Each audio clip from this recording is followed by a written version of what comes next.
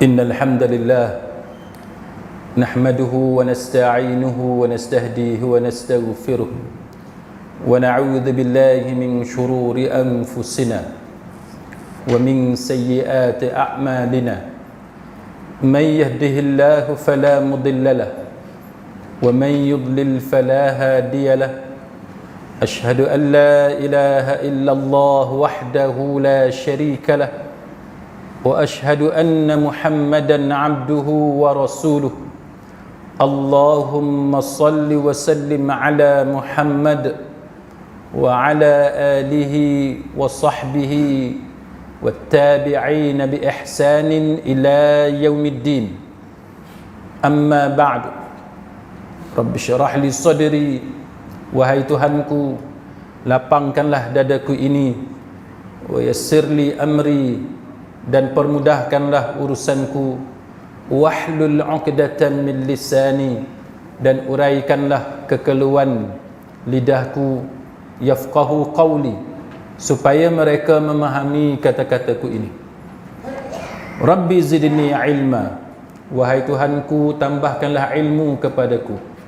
Allahumma faqihna fid din, ya Allah fahamkanlah kami tentang agama.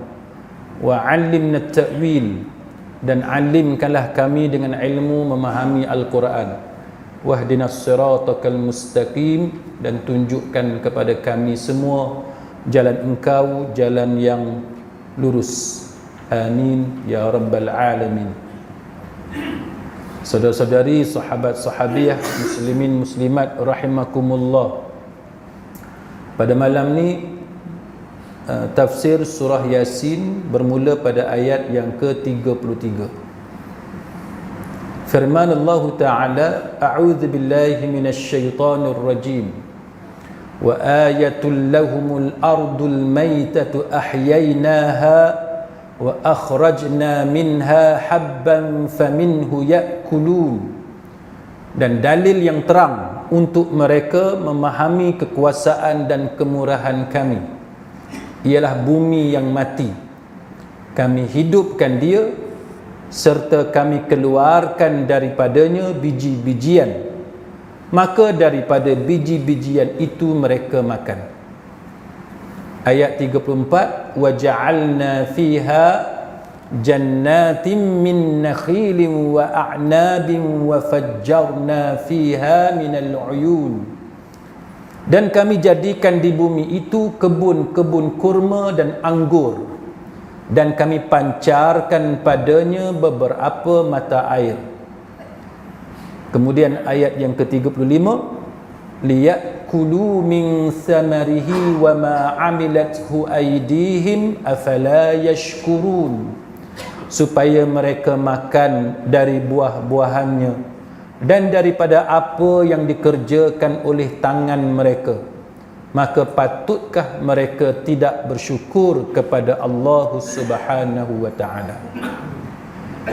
Sidang hadirin mukminin, ayat ini ialah satu ayat yang berkenaan dengan bagaimana Allah Subhanahu wa Ta'ala mencipta makhluk dia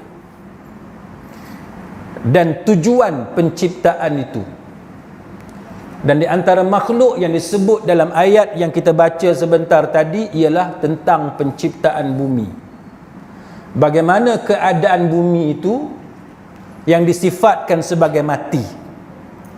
Kemudian daripada bumi yang disebut sebagai mati itu dihidupkan, disuburkan, dibiarkan berkembangnya. Antaranya ialah tanam-tanaman yang mana disebut oleh Allah Subhanahu wa Ta'ala dengan tangan-tangan dan usaha manusia. Kemudian akhirnya Allah Ta'ala menamatkan dengan perkataan, apakah kita tidak bersyukur kepada Allah Subhanahu wa Ta'ala. Sidang hadirin mukminin, ayat yang macam ni tuan-tuan, ayat yang macam ni ada beberapa tempat dalam Al-Quran. Ayat yang macam mana? Iaitu yang menyebut tentang bagaimana Allah Ta'ala mencipta tanam-tanaman, biji-bijian. Ada beberapa tempat dalam Al-Quran. Antaranya disebut dalam surah Qaf Surah Qaf ayat yang ke-9. Saya baca terjemahan je. Dan kami turunkan dari langit air yang banyak manfaatnya. Lalu kami tumbuhkan dengan air itu pohon-pohon dan biji-bijian yang dituai. Itu surah Qaf. Kan, surah Qaf ayat yang ke-9.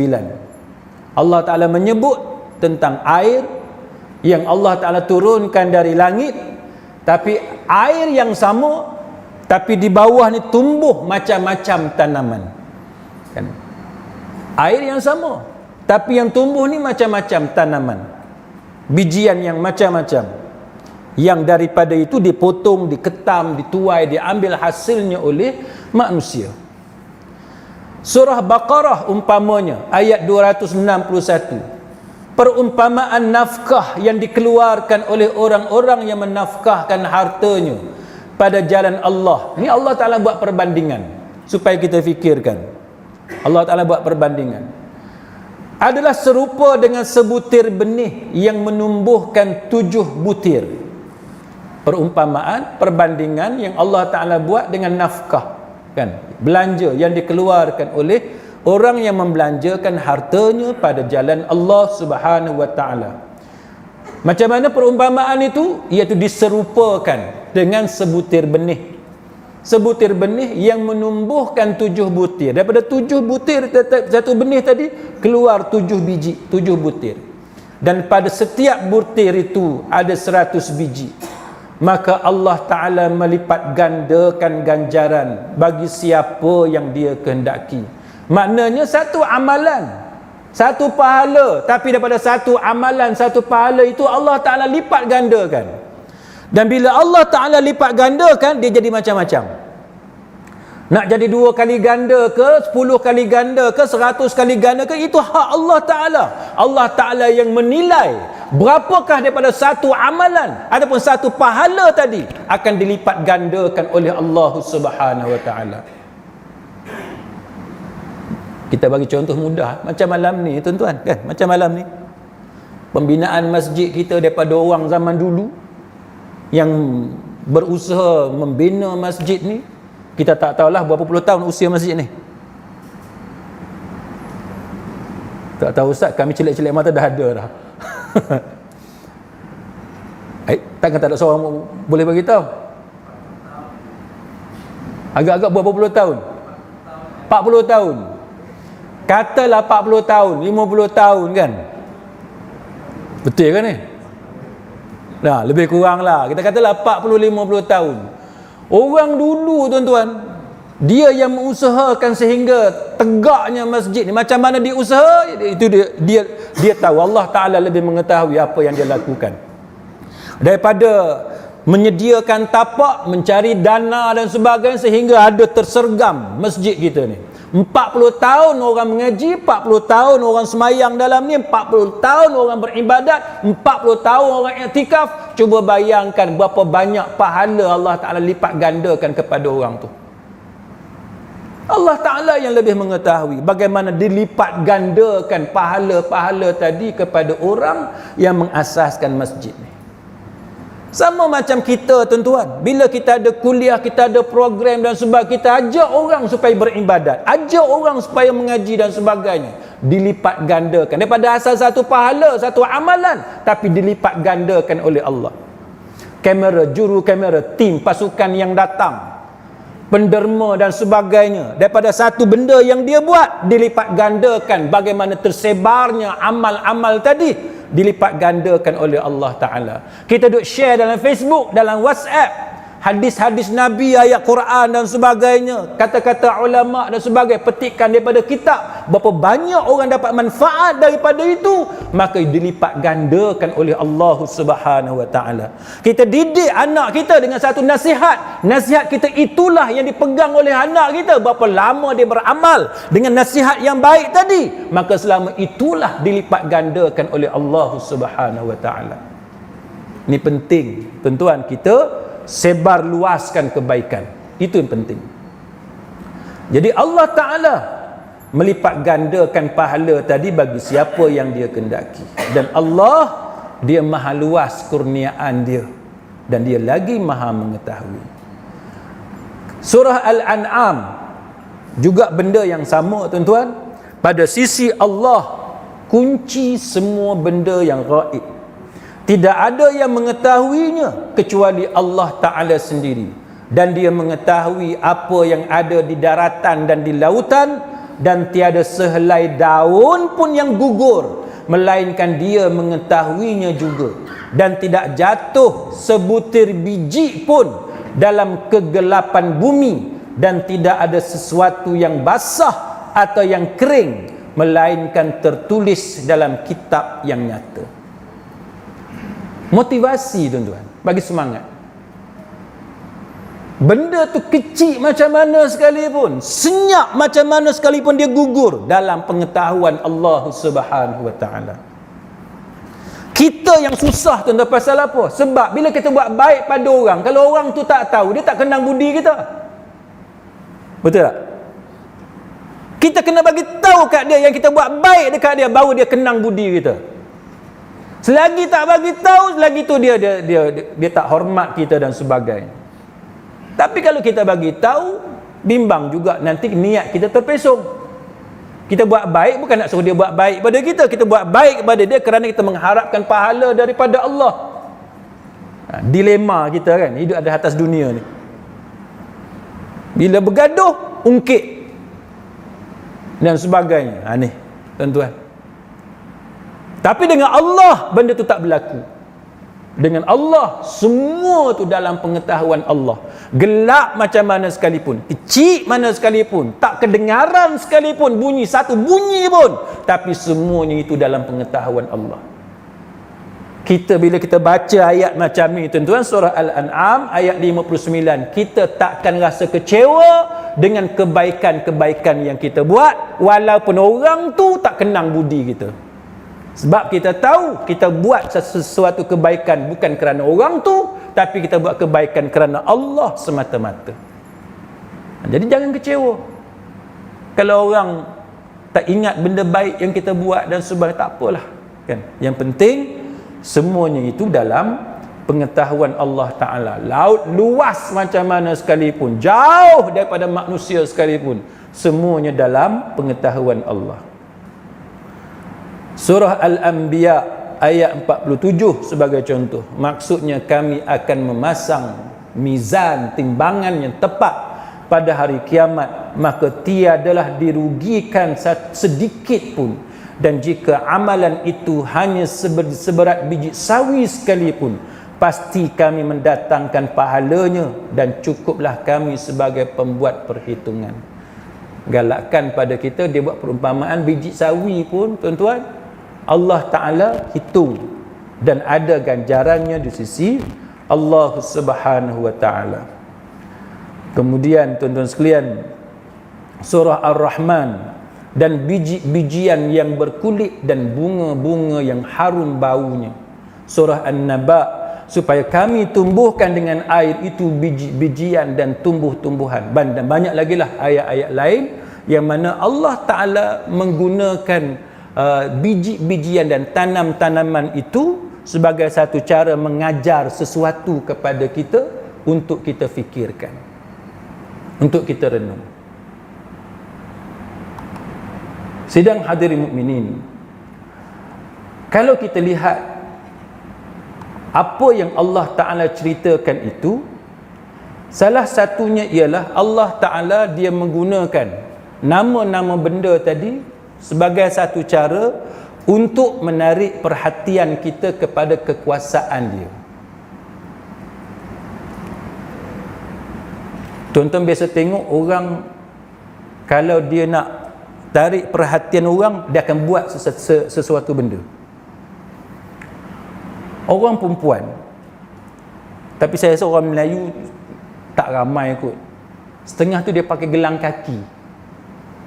Berjalan naik tangga, kita pun duk pandang dia kan. Dia macam kucing tu, dia bunyi loceng tu, menarik perhatian kita. Setengah orang dia memandu kenderaan tu, exhaust dia ubah suai, sebab dia suka kalau orang pandang bila dia memandu kenderaan tadi, motosikal dan sebagainya ataupun kereta yang mengeluarkan bunyi yang macam tu. Ada setengah kereta dia akan keluar artificial sound. Dia bukan bunyi exhaust, tapi bunyi yang dibuat macam bunyi exhaust. Sekarang ni ada dah kereta-kereta zaman sekarang ni exhaust tak bunyi apa pun sebab dia dah modern kan. Dia sangat modern, dia tak bunyi, tapi dia buat bunyi macam exhaust. Boleh setting. Kita boleh set nak bunyi macam mana. Manusia tuan-tuan, dia nak tarik perhatian. Ada setengah orang dia cat kereta dia dengan color-color yang tertentu, nak tarik perhatian manusia. Allah bila dia nak tarik perhatian kita, antaranya ialah Allah Ta'ala menceritakan dan menunjukkan kepada kita bagaimana Allah Ta'ala mencipta bumi ni. Itu salah satu cara Allah Ta'ala menarik perhatian kita. Antaranya Allah Ta'ala menyebut dalam surah Al-Jathiyah ayat yang ketiga, inna fis samawati wal ardi la ayatin lil mu'minin, sesungguhnya pada langit dan bumi benar-benar terdapat tanda kekuasaan Allah untuk orang-orang yang beriman. Langit dengan bumi ada tanda kekuasaan Allah, tanda kekuasaan Allah. Untuk siapa tengok tuan-tuan? Untuk orang yang beriman. Orang yang beriman, yang yakin kepada Allah, bila dia tengok langit dan bumi, dia akan nampak tanda kekuasaan Allah Subhanahu wa taala. Wa fil ardi ayatul lil muqinin, dan di bumi itu terdapat tanda-tanda kekuasaan Allah bagi orang-orang yang yakin. Begitu juga dalam surah Al-Ghashiyah yang kita biasa tengok, dengar imam hari Jumaat baca surah Al-Ghashiyah, afala yanzuruna ilal ibli kaifa khuliqat, maka apakah mereka tidak memerhatikan unta, bagaimana kaifa khuliqat, bagaimana dia dicipta oleh Allah Ta'ala. Wa ilas samai kaifa rufi'at, dan langit bagaimana dia ditinggikan. Wa ilal jibali kaifa nusibat, dan gunung ganang bagaimana dia ditegakkan. Wa ilal ardi kaifa sutihat, dan bagaimana bumi bagaimana ia dihamparkan oleh Allah Subhanahu wa taala. Pasal apa tuan-tuan? Sebab nak menunjukkan kepada kita bahawa Allah Ta'ala mencipta semua benda tu bukan sia-sia. Dia cipta itu ada hikmah dia, ada tujuan dia, dan ada kebaikan dia, supaya kita ini dapat mengambil pelajaran daripada apa yang diciptakan oleh Allah Subhanahu wa taala. Bagaimana kita nak ambil pelajaran tuan-tuan? Baik. Kita tengok antaranya bagaimana cara Allah Subhanahu wa taala disebut beberapa contoh kepada kita. Tadi kalau kita tengok tuan-tuan, Allah Ta'ala dia sebut beberapa benda, antaranya disebut biji-bijian. Maka para ulama melihat dalam Al-Quran Allah Ta'ala menyebut beberapa jenis tumbuh-tumbuhan dalam Al-Quran. Antaranya Allah Ta'ala menyebut dalam Al-Quran nakhlah, pokok kurma. Adakah saja-saja Allah Ta'ala sebut kurma dalam Quran, ataupun Allah Ta'ala bila dia sebut kurma, dia suruh kita perhatikan, tengok kurma tu, ambil faedah, ambil manfaat daripada kurma itu. Baik. Yang kedua, Allah Ta'ala menyebut tentang zaitun, kan? Pokok zaitun, buah zaitun, minyak zaitun. Bagaimana kita mengambil manfaat daripada tanaman yang nama zaitun tadi. Kemudian inab, anggur, juga disebut dalam Al-Quran. Rumman, pokok delima, kan? Buah delima. Bagaimana kita ambil manfaat daripada delima. Buah tin juga disebut dalam Al-Quran. Kayu sugi disebut dalam Al-Quran. Halia juga disebut dalam Al-Quran. Kita orang Melayu tahu tak kegunaan halia kan? Apa dia kegunaan halia? Angin kan? Siapa yang ada angin tu? Halia kan? Kalau orang kita teh halia kan? Sebab apa? Sebab teh tu dia biasa dia berangin, maka dimasukkan halia. Maka bagi orang yang ada masalah angin, maka antaranya ialah makan air halia. Lagi apa dia disebut dalam Quran?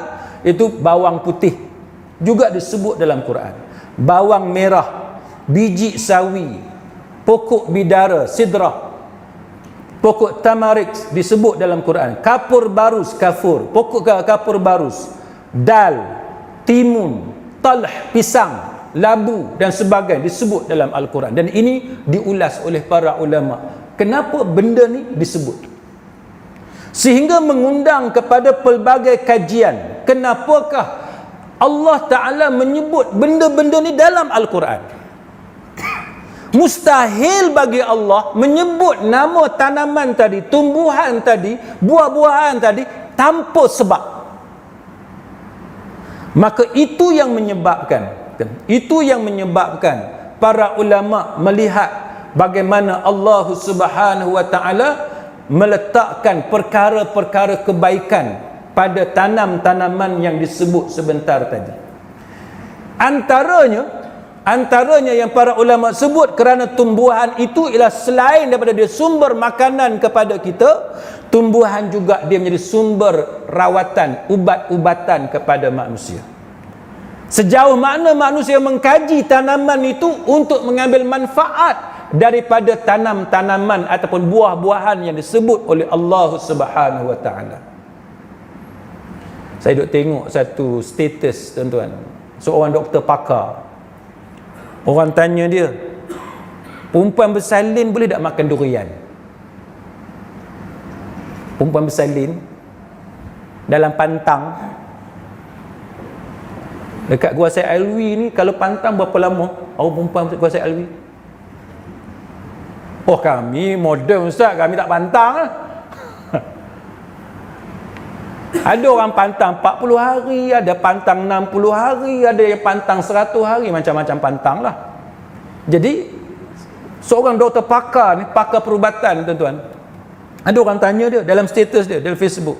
Orang tanya dia, saya bersalin berapa bulan apa semua, dalam kita di kalangan orang Melayu dia masih dalam pantang, saya boleh ke tak boleh makan durian? Dia tanya. Sekarang kan musim durian. Perlih ni kalau durian dah sedap ke tak sedap? Saya tak tahu lah kan.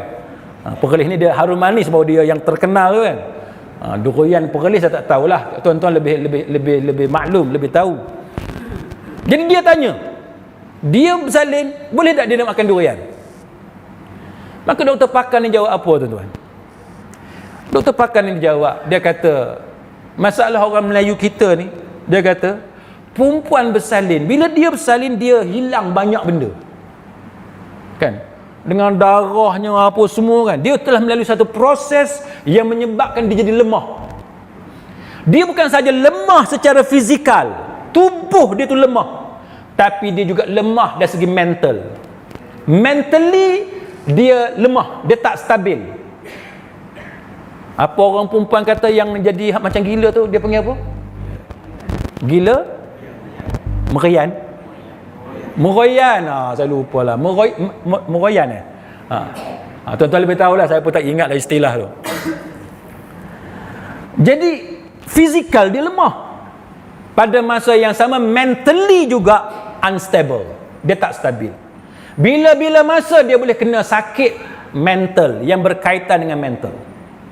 Maka doktor ni, tuan-tuan, istilah kita sekarang dia panggil gynae ataupun ONG, kan, pakar perbidanan dan sakit puan.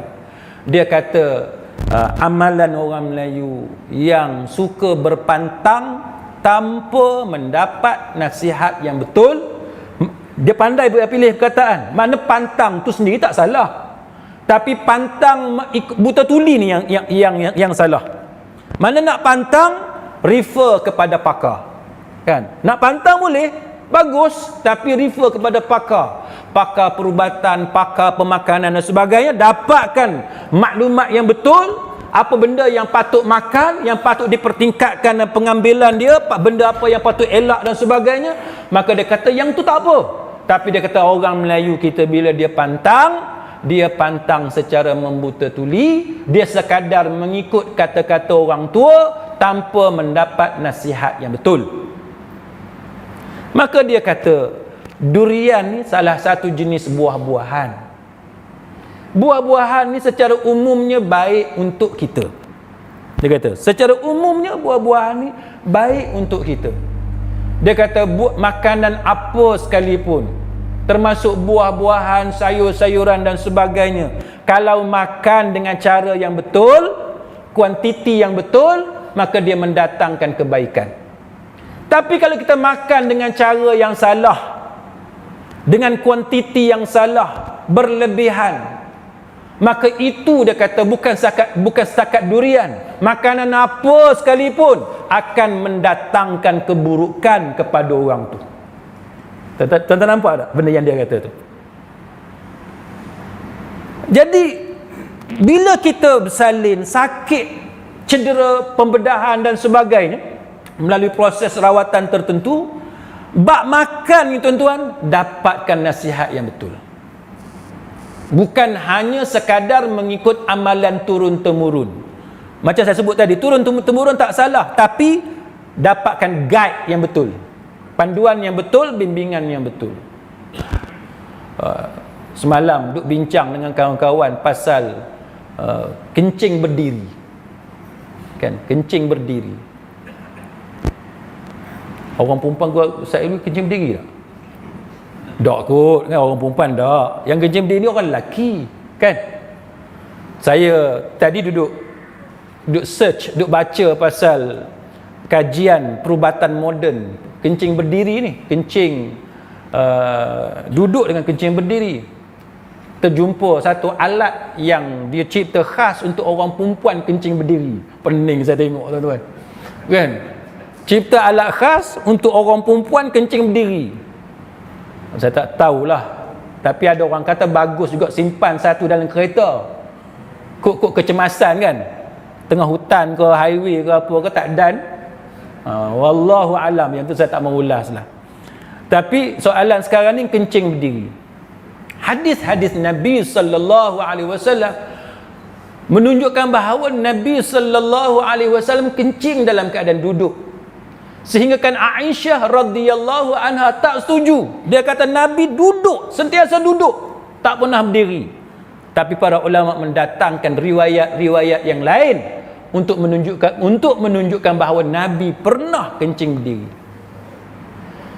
Tuan-tuan, kencing ni dia dalam perkara ta'abbudi ataupun ta'akuli. Ini yang dibahaskan oleh para ulama. Saya dalam kuliah di masjid tuanku Syed Putra ke? Saya tak tahu lah nama yang tepat.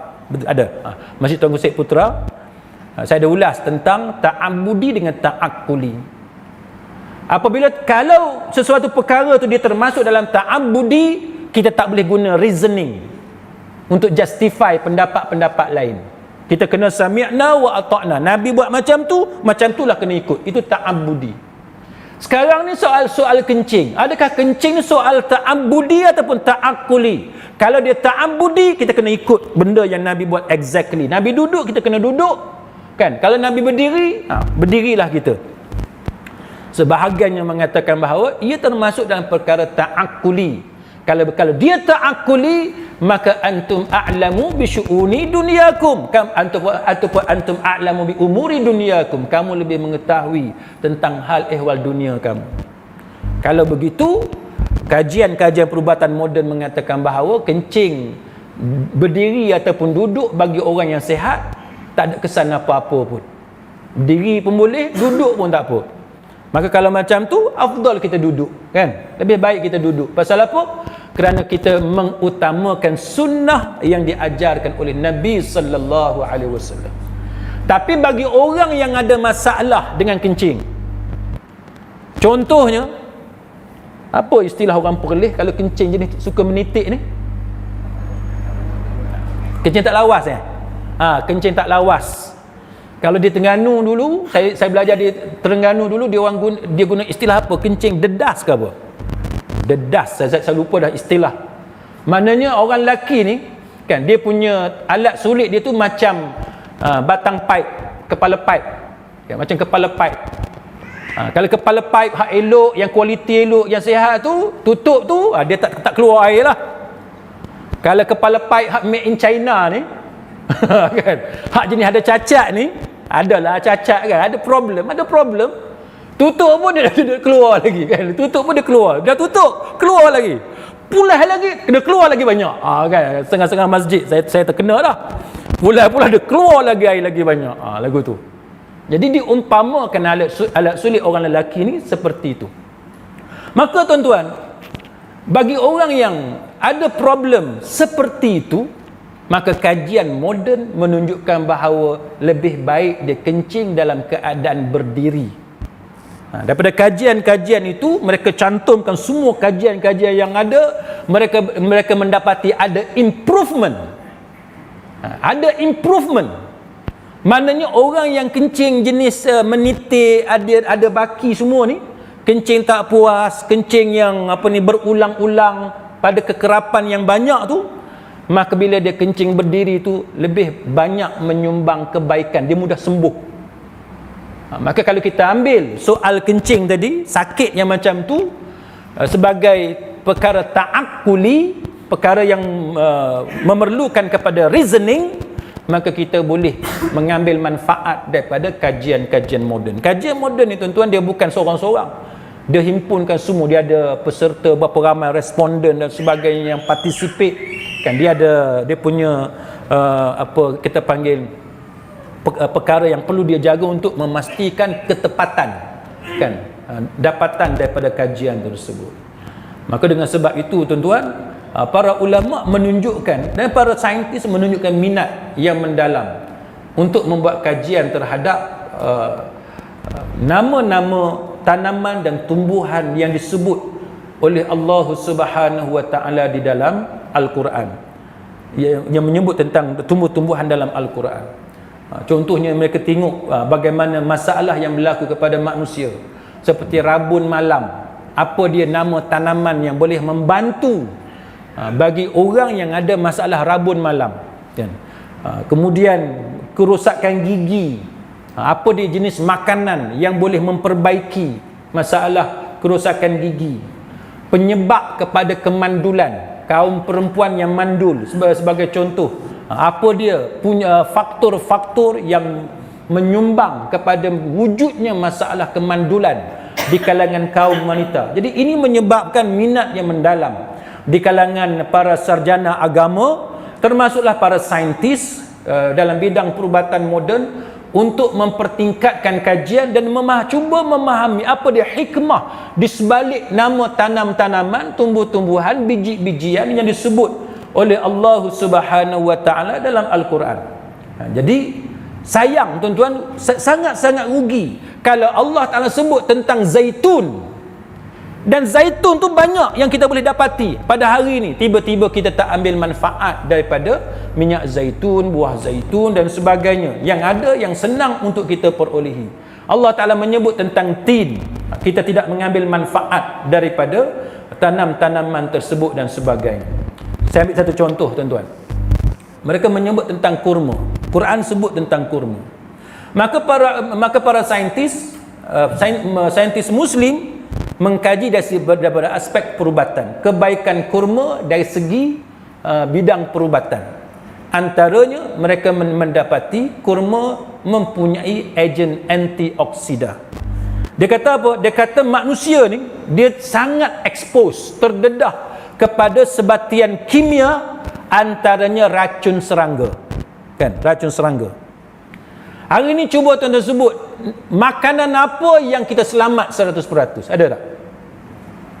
Makanan apa yang selamat 100%? Orang kata baik kita makan sayur lah. Sayur pun kena sembuh dengan racun. Orang kata ikan lah. Ikan tu laut dalam, sementara nak sampai kat kita tak tahulah pengawet apa, ubat apa dia bagi. Orang kata buah apple, tak tahu lilin, wax apa dia salut. Orang kata durian. Durian dengar pula cerita kata dia celup dengan ubat. Macam-macam. Ayam, orang kata kena cucuk dengan ubat juga. Macam-macam masalah. Daging pun sama. Jadi hari ni tuan-tuan, makanan kita, bila kita sebut makanan, kita kata bahawa semua makanan tu semua ada cerita dia masing-masing, terdedah kepada pelbagai racun dan sebagainya. Takkan nak tanam sendiri, kan? Takkan nak pergi tangkap ikan sendiri. Maka itu menunjukkan kesusahan hidup kita untuk mencari makanan yang 100% bersih daripada bahan kimia yang tertentu.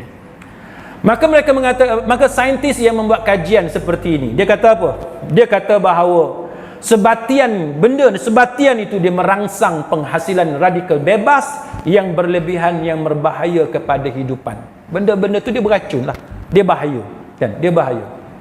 Maka mereka mendapati bahawa ekstrak kurma itu, dia kata ekstrak kurma itu sangat bagus sebagai ejen antioksidan.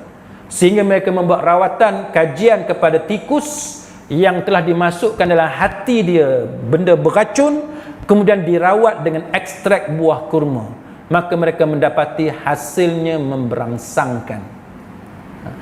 Menyebabkan para ulama mengatakan bahawa apabila Allah Ta'ala menyebut tentang kurma, peristiwa Maryam, ingat ada cerita Maryam?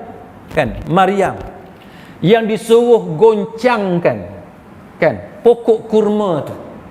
Maka sebahagian ulama dengan saranan daripada kajian pakar-pakar perubatan yang mengkaji perubatan yang ada dalam Al-Quran, mereka mengatakan bahawa kurma tadi sangat bagus untuk perempuan yang pregnant, yang mengandung, dan juga bagi perempuan yang bersalin, yang beranak. Kita tuan-tuan, kalau doktor pakar yang recommend satu-satu benda, oh kita ikut sangat, kan? Oh ni doktor pakar ni, terkenal dia ni, seluruh dunia terkenal. Doktor pakar Amerika, doktor pakar daripada UK, di Eropah pun sangat terkenal. Tapi tuan-tuan, yang menyebut tentang kurma ini dalam peristiwa Maryam, tuan-tuan sekalian, yang menyebutnya ialah Tuhan kepada segala doktor pakar. Tuhan kepada segala doktor pakar.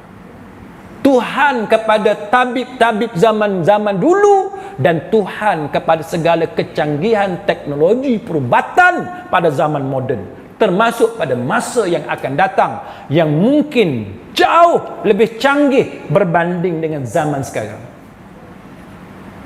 Maka sebab itu mereka mengatakan bahawa kajian-kajian seperti ini perlu dikembangkan lagi untuk mengetahui apakah rahsia yang ada di sebalik buah kurma itu.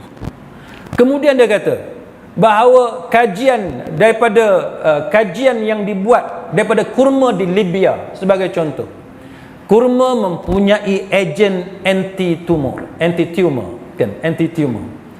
Dia kata anti-tumor ini, dia kata sangat bagus, dia kata, dan dia meningkatkan rintangan kepada pelbagai jenis virus, bakteria, protozoa, kulat dan sebagainya. Sekarang ni ada jenis demam. Demam ni tuan-tuan, ada demam sebab bakteria, ada demam sebab virus. Doktor sendiri pun kadang-kadang confuse, demam tu sebab apa. Saya bawa anak saya, dia demam panas, pergi dekat doktor. Pergi dekat satu doktor. Doktor ni bagi antibiotik. Doktor tu bagi antibiotik. Tak sembuh-sembuh. Duk panas je. Bawa pergi doktor lain pula. Doktor yang kedua ni kata tak perlu antibiotik. Dia kata sebab yang ni bukan sebab bakteria, dia kata sebab virus. Dia kata kalau demam sebab virus, tak perlu kepada antibiotik. Mana doktor sendiri pun dia tak dapat nak pastikan kalau orang tu demam pasal apa. Tapi tuan-tuan sekalian, kurma ni dalam tu dia mempunyai keupayaan untuk menghadapi serangan virus, bakteria, kulat, protozoa dan sebagainya. Maknanya kalau kita manusia ni diizinkan oleh Allah Ta'ala membongkar rahsia yang ada kepada kurma, yang ada pada buah-buahan, tanam-tanaman yang disebut dalam Al-Quran, maka dia akan memberi banyak manfaat kepada manusia. Jadi ini galakkan kepada kita sebagai manusia untuk mengkaji kebenaran risalah yang dibawa oleh Nabi kita Muhammad sallallahu alaihi wasallam. Nama biji-bijian, nama tanaman, nama tumbuhan ni hanya sebahagian kecil sahaja daripada risalah tu.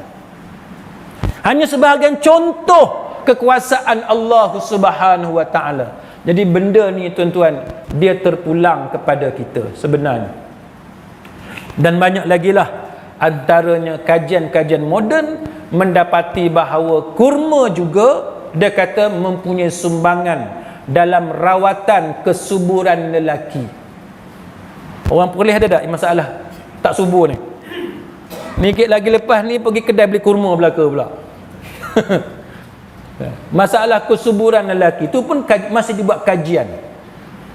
Banyak mana, berapa kali nak kena makan dan sebagainya. Itu semua memerlukan kepada kajian. Dia bukan main acih ambil satu biji kurma makan-makan, ustaz tak subur pun. Orang kita ni pun satu hal juga.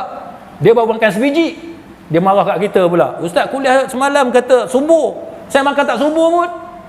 Tuan-tuan, zaman perubatan ni, kita kata bidang perubatan ni, mereka kaji banyak mana nak makan, bila nak makan, cara nak makan, untuk memastikan bahawa benda tu berkesan sebagaimana yang diharapkan. Sebab tu ubat kita makan sekarang tuan-tuan, ada ubat kita makan lepas makan, betul tak? Ada ubat yang kita makan masa perut kosong. Ada ubat yang kita makan sebiji, ada ubat yang kita makan 2 biji, macam-macam. Ada ubat yang kita makan masa perlu, ada ubat yang mesti dihabiskan walaupun kita sihat. Maka setiap benda dia ada undang-undang dan peraturan dia. Dia bukan boleh main makan macam tu. Maka dia memerlukan kepada kesungguhan kita untuk mengkaji kalam Allah Subhanahu wa taala.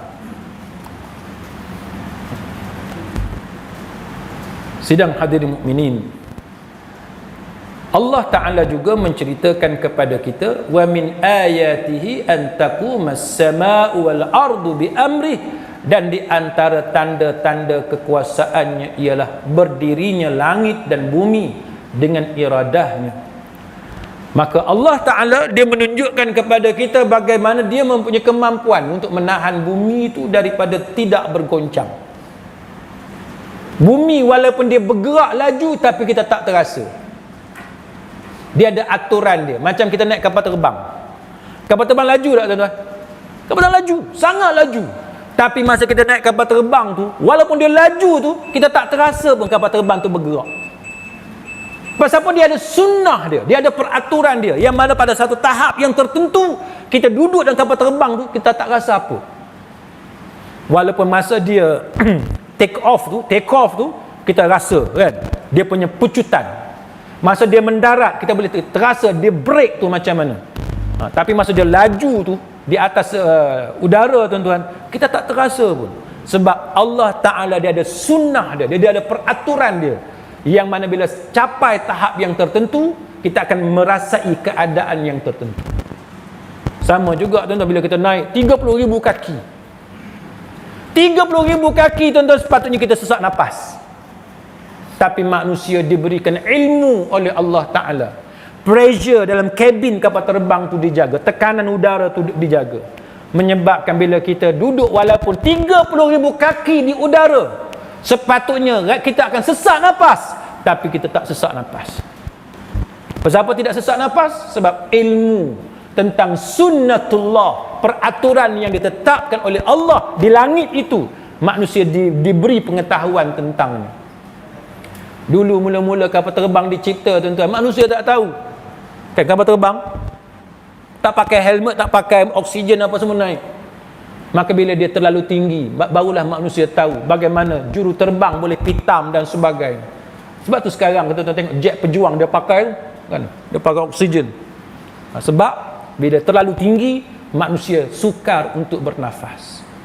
Ini semua tanda-tanda kekuasaan Allah Subhanahu wa taala. Dan Allah Ta'ala Dia menghamparkan bumi ni untuk kita. Wallahu ja'ala lakumul arda bisata, dan Allah menjadikan bumi untukmu sebagai hamparan.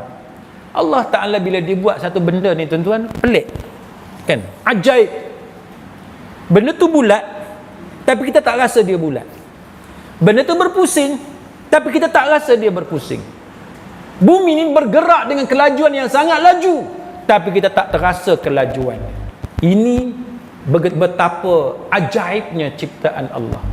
Macam kita tengok kapal terbang lah tuan-tuan, kita tengok dia macam slow je, padahal dia sangat laju kan.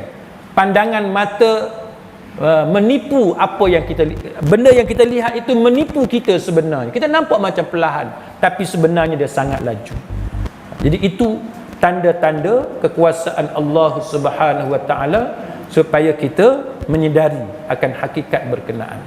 Baik, tuan dan sekalian, akhirnya surah yang kita baca ini mengajar kepada kita bahawa Allah Ta'ala ini adalah pencipta kepada semua benda ni. Allah Ta'ala dalam kemampuan dia untuk menghidupkan benda yang mati kan? Untuk menghidupkan benda yang mati. Maka Imam Ibn Kathir kata bumi yang mati itu, dia kata maksudnya ialah asalnya bumi itu tandus, tidak ada tumbuh-tumbuhan pun padanya. Maka apabila Allah Ta'ala menurunkan hujan padanya, maka suburlah dia dan tumbuhlah dia beraneka ragam tumbuh-tumbuhan yang subur. Tuan-tuan pernah pergi Bahrain? Bahrain kan, Bahrain. Di Bahrain tuan-tuan, saya sampai di Bahrain, stop over, bermalam di Bahrain. Saya duduk tengok apa benda lah attraction kat Bahrain ni. Ialah negara padang pasir, nak tengok apa? Duduk tengok attraction, tourist attraction. Nombor satu, yang atas sekali dia tulis Syajaratul Hayah, pokok kehidupan, Syajaratul Hayah. Saya kata, apa istimewa Syajaratul Hayah? Dia kata sebab Bahrain ni padang pasir, tapi tengah-tengah padang pasir terpacak satu pokok. Kalau tuan-tuan lah, tuan-tuan rasa nak pergi tengok lah. Nak pergi tengok. Kita dekat Perlis ni pokok punya banyak, tiba-tiba nak pergi tengok pokok tengah padang pasir tu. Tapi nak buat macam mana? Tak ada attraction. Tidak ada attraction. Adalah satu dua attraction. Tak apalah, bagi tahu dekat guide, tour guide. Sehari tu kita keluar jugalah, pergilah dalam senarai dia tu, walaupun tengok pokok yang kata pokok kehidupan tadi, pergi tengok, naik apa benda dia panggil jeep ke apa tu, tengah padang pasir ni tuan-tuan. Saya kata tak cerdik aku tengah padang pasir nak pergi tengok pokok macam tu. Tapi tak apalah, rasa nak tahu pun ada juga. Sampai dia letak atas sekali Syajaratul Hayah, pergi sampai pokok. Tuan-tuan nak tengok apa? Pokok. Cuma yang pelik sebab dia je ada tengah padang pasir, itu je lah kan. Sampai saya kata tak apalah, turun pergi tengok. Tuan-tuan tahu tak, saya tak mau sebut lah agama apa, tapi agama ni tuan-tuan, nampak benda pelik dia mesti ada lah kat situ. Dia punya penganut agama ni tuan-tuan, tulis macam-macam kat situ. Dia buatlah dia punya ni apa semua. Nasib baik kita orang Islam. Nasib baik kita orang Islam. Bagi kita pokok tu hanyalah satu tanda kekuasaan Allah. Dia bukan Tuhan untuk kita sembah. Dia bukan dewa. Dia bukan ada kuasa apa pun untuk kita berdoa di situ. Dia hanyalah satu daripada tanda kekuasaan Allah. Mana Allah padang pasir yang begitu luas, tapi dia boleh dengan keizinan Allah Ta'ala dia tumbuh satu sebatang dia je tengah-tengah tu tuan-tuan. Jadi kita nasib baik tuan-tuan, sebab akidah kita akidah yang sahih. Baik. Maka Imam Ibn Kathir dia menyebut bahawa antaranya ialah Allah Ta'ala menghidupkan bumi itu dengan menjadikan bumi itu penyebab kepada rezeki yang sampai kepada kita. Rezeki. Siapa sini ada pokok manggis rumah dia? Mari sikit tuan-tuan, boleh tak? Bagi saya sikit. Tuan-tuan tahu tak? Manggis sekarang punya mahal. Sekilo apa per kelih? 7. Murah RM1 daripada Penang. Penang tuan-tuan RM8 sekilo. Setengah orang kata mahalnya. Yalah, bagi orang tertentu dia kata mahal, tapi bagi orang yang ada pokok manggis, itulah yang menjadi rezeki kepada dia. Okay. 2 kilo dia kata RM15, potong RM1. Jadi rezeki bagi orang yang ada pokok manggis di rumah dia. Siapa ada pokok durian, tu memang milioner. Apa black horn ke apa benda saya pun tak tahulah. Black horn ke apa, RM60 sekilo. Tu dah durian RM60 sekilo. Itu bukan makan tuan-tuan. Saya kalau makan pun RM15 sekilo tu pun sedap lah kan. RM15 sekilo dapat makan tuan-tuan. Sedap lah. Semalam ada sahabat belanja makan. Sedap tuan-tuan. Dapat makan free. Tapi susah dapat isteri hak selalu marah kat suami ni, susah juga. Tapi nak marah kat isteri pun tak boleh. Tuan-tuan, sedihlah kita nak ceritakan. Wallahu alam. Ada satu sahabat kami, dia stroke lepas makan durian. Lepas makan durian dia stroke. Saya ada kawan ustaz, saya pernah cerita rasa dalam kuliah di sini. Kawan saya satu orang ustaz, musim durian beberapa tahun yang lalu, dia makan pada kadar yang banyak. Makan sungguh-sungguh. Lepas dia makan, dia masuk bilik air, toilet, washroom, bunyi jatuh. Anak perempuan dia dengar bunyi jatuh dalam bilik air, dia panggil ayah dia, senyap. Dia intai ke bawah pintu, tengok-tengok dah jatuh. Pecah pintu, tak dapat diselamatkan, meninggal dunia sebab durian. Ini pun cerita satu orang sahabat kami pun sama, lepas makan durian jatuh dalam keadaan koma dah 2 kali pembedahan di kepala. Saya pun baru ni tanyalah doktor kan, jumpa doktor, tanya doktor, durian ni boleh sebab stroke ke? Doktor tergelak, dia kata boleh. Sudah, aku makan banyak. Kan? Lepas tu saya pun cerita dekat doktor. Saya kata ada kawan saya gini semua. Dia gelak, dia kata tak kot. Dia pun tak pasti. Doktor tu pun tak pasti. Saya duk syok. Entah doktor tu pun makan durian banyak apa. Dia pun takut. Jadi tuan-tuan, makan apa sekalipun moderate. Makan bagi biasa-biasa je. Jangan makan sampai tak ingat dunia. Memanglah sedap, manggis ke, durian ke apa, betul lah sedap, tapi makan bagi moderate. Jangan melampau-lampau sangat. Wallahu alam, adakah itu penyebab ataupun tidak? Orang yang dalam bidang perubatan lebih tahu adakah itu boleh menyebabkan stroke dan sebagainya. Jadi sidang hadirin mukminin, kita berhenti setakat itu. Mudah-mudahan ada manfaat di sisi Allah Subhanahu wa taala. Apa yang penting tuan-tuan sekalian, bila kita tengok dunia kita hari ini, ingatlah itu tanda kekuasaan Allah Subhanahu wa taala. Ambillah manfaat daripada apa yang ada di dunia untuk kebaikan kita, dan jangan kita abuse, jangan kita salah guna. Setiap benda ni tuan-tuan, dia ada baik, dia ada buruk. Pisau dia boleh menyebabkan jenayah. Pisau yang samalah kita gunakan untuk kita makan, untuk kita menikmati makanan dan sebagainya. Kan, senjata kan, dia boleh menyebabkan jenayah, menyebabkan dosa dan sebagai pelanggaran undang-undang. Tapi senjata juga boleh digunakan untuk mempertahankan diri. Kan, dadah, salah guna dadah akan jadi penagih, akan menyebabkan mudarat kepada diri kita. Tapi dadah digunakan dengan cara yang betul dalam bidang perubatan, maka dia menjadi ubat bius dan sebagainya. Jadi mudah-mudahan tuan-tuan, kita manfaatkanlah dengan cara yang betul, ambil faedah dengan cara yang betul. Semua makhluk-makhluk Allah Subhanahu wa taala, mudah-mudahan kita diredai, dirahmati, diberkati oleh Allah taala di dunia dan juga di hari akhirat. Wallahu a'lam. Aqulu qawli hadza wa astaghfirullahal azim li wa lakum. Wassalamu alaikum warahmatullahi wabarakatuh.